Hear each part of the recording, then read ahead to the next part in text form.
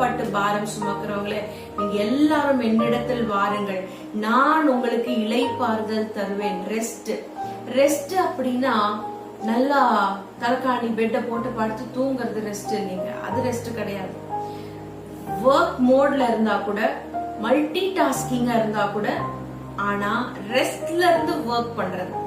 அந்த இளைப்பாறுதல் எப்படி வரும்னா, தேவனோட அப்பாவோட கனெக்டா இருக்கும் பொழுதுதான் அந்த ரெஸ்ட்ல இருந்து நம்மளால ஆபரேட் பண்ண முடியும்.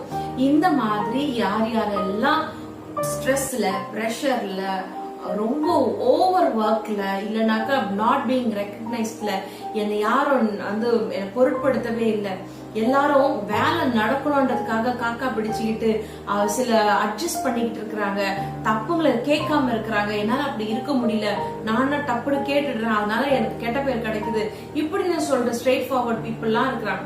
எல்லாவற்றுக்கும் மேல